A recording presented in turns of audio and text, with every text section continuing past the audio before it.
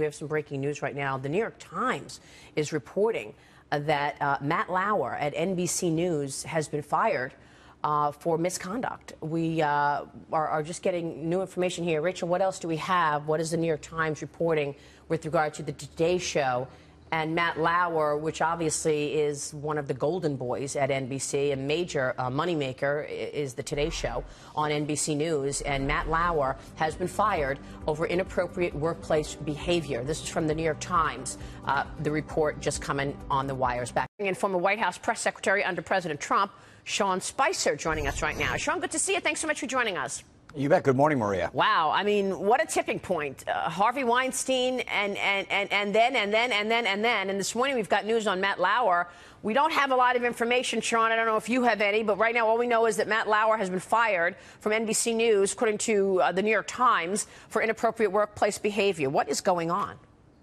Well, I think considering Matt Lauer's stature, both within NBC News and within the news media, this is a huge deal because it really shows that there is a fundamental paradigm shift in how these issues are going to be handled, and that the tolerance level for inappropriate behavior is continuing to become a place where men in particular, in this case, have to be very careful. And I think that the idea that NBC News in particular is taking this seriously shows how big of a deal it's become. You remember initially they were the outlet that had the Harvey Weinstein story, and then stories circulated that they did everything they could to not air that story and had their correspondent, Ronan Farrow, actually go to another publication to put it out. So for NBC News to be taking this kind of a drastic step with one of the principal anchors of NBC News shows how serious this issue has become, not just at NBC News, but throughout our country. Yeah, you're absolutely right. And now I guess it's triggering more people to come out, more people to say, look, this happened to me, and, you know, me too. And that's a good thing, because women or anyone who has been assaulted or the victim of misconduct, they're no longer afraid, Sean. No, and that's right, and I think that's why good. when you see big people like Harvey Weinstein, who in that industry, when you see Matt Lauer, when you see an Al Franken or a Conyers, all of these people in these prominent industries who are large, giants, if you will, within their respective industries, and in some cases beyond their industry, fall. I think that is a very positive sign for women to say, you don't have to fear any longer. You can speak up when something is inappropriate, over the line, or you feel uncomfortable because you're just trying to do your job or advance yourself in your career. Yeah, now we don't have the details, but apparently a staffer had made a complaint. We are hearing now that NBC has confirmed this. So we no longer need to attribute this to the New York Times.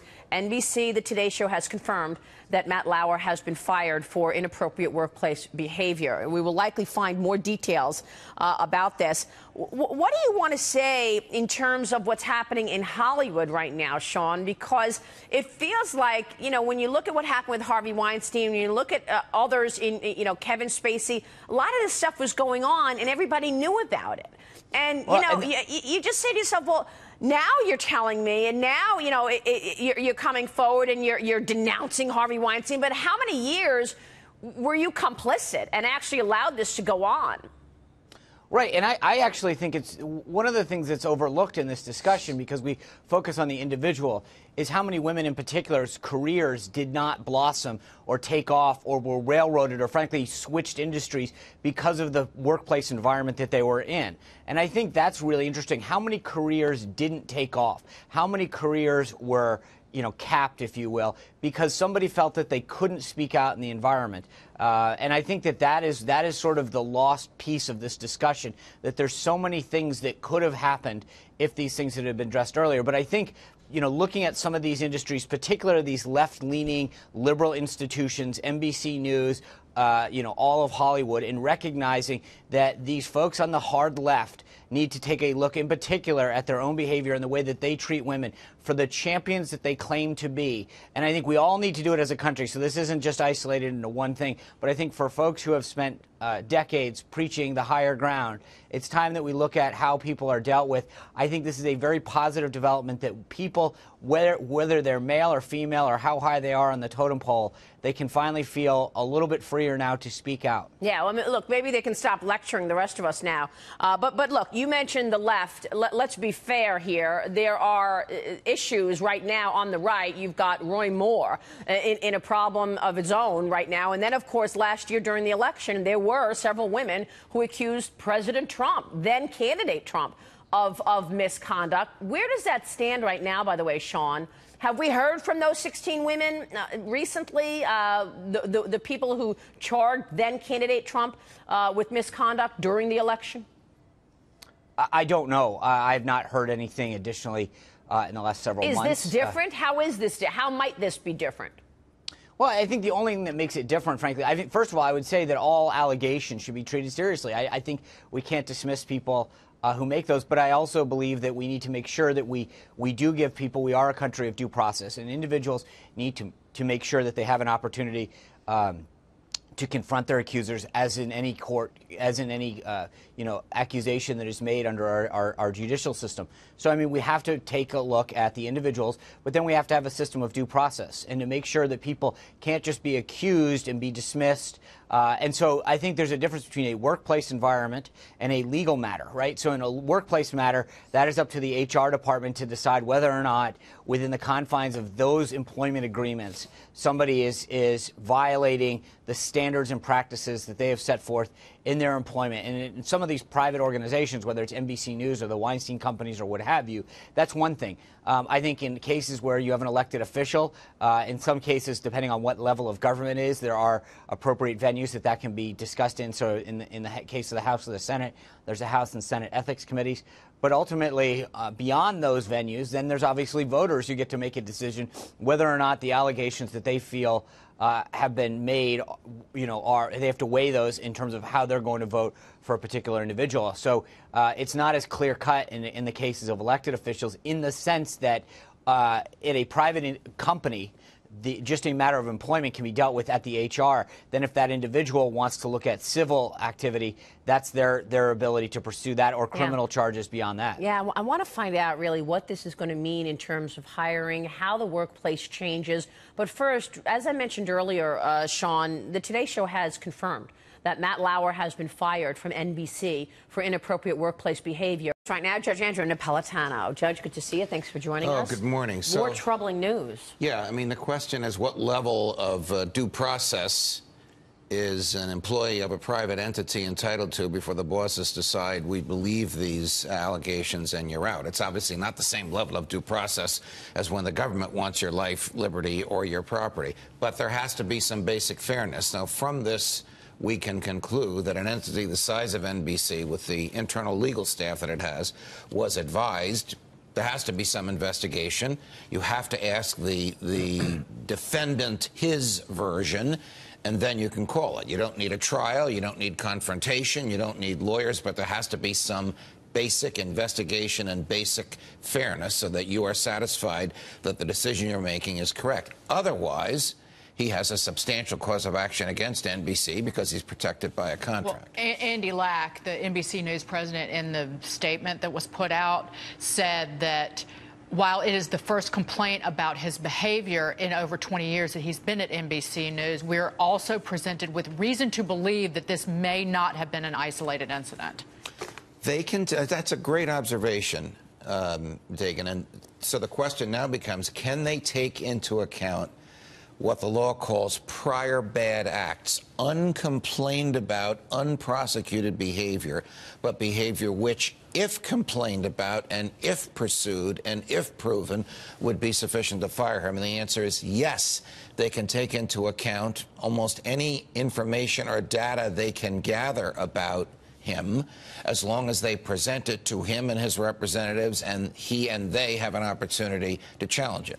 Again, we're not talking about a jury trial. We're talking about something that can happen in 24 or 48 hours. I doubt that this broke last night. Yeah. It sounds as though it's been brewing for a little while. Apparently, the complaint was made Monday night from one staffer. I don't know what happened in terms of looking at the past 20 years.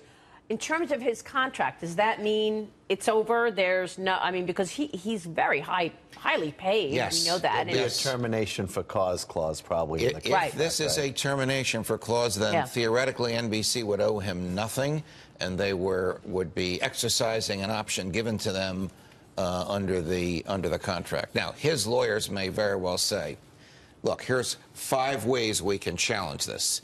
We won't challenge any of it if you buy us out, and often that happens. But if NBC really wants to send a message to its employees and to the world, obviously, on this particular issue, they may say, we're not buying you out at all. This is for cause. This is swift. This is swift action. If fast. This allegation was made on Monday. I am surprised at what you both told me, that it was made on Monday, because a person as highly compensated and highly regarded and well known as him, it's hard to believe that all of this happened in less than 48 hours, because it would take a while. Andy Lack says in the memo, Monday night, Monday night, we received a detailed complaint from a colleague about inappropriate sexual behavior in the workplace. Wednesday morning. So this due process, this basic fairness that your employer, who's not the government, owes you, really happened quickly. Yeah. Let's recall the CEO of Comcast is Brian Roberts. Right. The Roberts family has ethics beyond reproach. It's been a family business way before it went public, way before, and I don't think he would ever put the reputation of his family and his company at risk, irrespective of how amazing this person may or may not have been on TV. Yeah, but they're talking about 20 years, and in that time frame, the company was also owned by General Electric, not just Comcast. Right. I'm just talking the Comcast. Yeah, no, you're right, though. That's a good point about Brian Roberts. You want to quickly hit on the Consumer Protection Bureau? You've got Mick Mulvaney, a victory here. Or the it is a temporary victory. This was a preliminary application, meaning it goes back for a full-fledged trial, and then there's the right to appeal. Short-circuit all this. The president ought to nominate today whoever he wants to run this entity permanently, and the Senate should confirm that person, and then this will be over with. Will they? Whatever you think of this bureau, it is entitled to a full-time director, not somebody that's going to work 3 days a week. This is not about who should run it, but while we're going into a budget process, it's hard to believe that the head of the OMB should also be running the Consumer Protection Well, it's hard to believe that these two, Cordray and his Leander Costanza, as the Wall Street Journal calls her, did an end around, and it basically is an exclamation point on the fact that the Democrats created this Financial Protection Bureau unaccountable to get around the Constitution. Unaccountable to anybody. In a sense, I am glad that the litigation happened, as frustrating as it has been, because the American public is entitled to know: did the Congress enact some entity alien to the Constitution, immune from politics, insulated from the President of the United States? And if so, is that lawful and constitutional? Yeah. I know you're smiling because you know how I would answer that question. You'd probably answer it differently. No, I'm smiling because they're screaming at me to shut up in my ear. But I'm glad you mentioned in the op-ed in the Journal, a drama queen loses her head. That's right. Judge, good to see you. Thank you so much. Judge Andrew Napolitano there. To the Federalist staff writer Bree Payton, former New York Republican Congresswoman Dan Hayworth, and the Washington Free Beacon's Liz Harrington. Liz, what did you make of the president's response? Well, I think you're right, and as he took this opportunity to attack one of his favorite targets, NBC's been very critical of his administration. So when they're having a bad news day, I think he takes the opportunity to beat them up over their coverage of him. But I think this story for NBC is particularly bad when you think about NBC and Andy Lack over there. They were the ones that killed the Ronan Farrow New Yorker that he eventually took to the New Yorker story on Harvey Weinstein to begin with. They had this story, didn't decide to run it, and look, now it's come all the way back to hit them for their sexual harassment culture at their network. So I think it's a good opportunity to attack the network when you look at their leadership and how they've handled these allegations and the story about Weinstein, and now that it's hitting Matt Lauer. It is tempting to do that and to tweet about it, to Liz's point, Bree, but I'm wondering whether, as President of the United States, it's even necessary. Yeah, well, I think it's a distraction. I mean, it's coming to close on his first year in office. Remember on the campaign trail when he said he would repeal Obamacare on day one and build the wall immediately? Neither of those things have happened, right? And we're coming up on the sunset of his first year in office. But you know what? He knows that this is going to work because whenever he goes on offense, the media totally pounces all over it because it fits their narrative that they're the heroes of, this grand, larger story and that Donald Trump is a cartoon villain attacking them, because democracy dies in darkness or something like that. I mean, a prominent TV network loudly announced last night that they're not going to attend the White House Christmas party. And recently, the New York Times Opinion Twitter account changed its bio to say that it's going to use the Twitter account to be an advocacy page to urge people, urge those in Congress, I should say, rather, to vote against the current tax bill. And they're tweeting at people to call congressmen in order to, urge them to not vote for this tax plan, right? So, I mean, it's very clear what's going on here. If we zoom out, Donald Trump absolutely has a point. And, I think a lot of people like to see it because they think, finally, someone is calling out the media for being ridiculous and thinking that they're so self-important and acting so gross all the time. Well, Nan, it'd be like you having a party and me saying I wouldn't come, but you hadn't invited me yet. So I'm hoping that you had. I had that problem right off at the pass. Right off the bat. But I thought that was a little funny, too. I think Bree raised a good point there. But, Nan, I'm wondering about everything is about focus and the approach. And the president, of course, is heading out to Missouri to make his pitch for tax cuts that have been deemed very unpopular with the general public. A lot of that has to do with the way they've been presented or the way Republicans have clumsily presented them. Probably a little bit of both. But do you think you're getting sidetracked on these other issues for whatever good they do to sort of spread the controversial wealth around on sex scandals and the like, that it just doesn't serve the president well? Well, I think Bree has an excellent point about the president's taking on the media. The media have stepped all over themselves with apparently having harbored and tolerated within their midst some apparently validated claims and charges and allegations of very bad behavior. So the media are at this moment in no place, if you will, to judge the president. And I think the president is going to capitalize on that. I would agree completely. Well, do you mean that by that, does that mean that they would be less inclined then to go after the president now because they'd say, particularly on these kind of issues, harassment or sexual issues that look, we have problems in our backyard, so we're less inclined to go after the president for what's going on in his? I wouldn't necessarily say that unless the president, look, has a long history, we know, with NBC. So when he mentions certain things about NBC, it does have a certain ring of truth about it. He probably does know where some of these scandals are buried. But more to the point about the president's approach, whenever he denigrates the media, he'll get a lot of sympathy from the folks he needs to be front and center with him in the public to support his legislative agenda, because there is so much feeling in the country, that's why he was elected, that it's the media, the mainstream media especially, the elites, against us. And they have feet of clay, as the president and all of us are now learning and the president is emphasizing. So I don't think it hurts him at all. Liz, does this make any difference at all in whether tax cuts happen or not? I don't think so. You notice how everything comes. I'm such a nerdy, self-absorbed person. I think everything comes back to those tax cuts. What do you make of that? I don't think it affects tax cuts at all. I think Trump attacks the media because it's an easy target, and anytime he does this, the media always overreaches in their reaction. I mean, are you saying we're thin-skinned? Maybe not so much on this network, but to flip around the channels, they're pretty thin-skinned. I mean, just look the other day, Trump makes a throwaway joke about Elizabeth Warren lying about being Native American, and then for 24 hours on all the other cable networks, it's all this coverage about his motives and all Republicans are racist because of this. It's like it's a throwaway line, a joke that he made, and their Trump derangement syndrome, they always go overboard. So I think Trump attacking the media, it's an easy target and an easy win for him. Will they be less overboard if that's the argument, Bree, now, given their own peccadillos? No, I don't think so.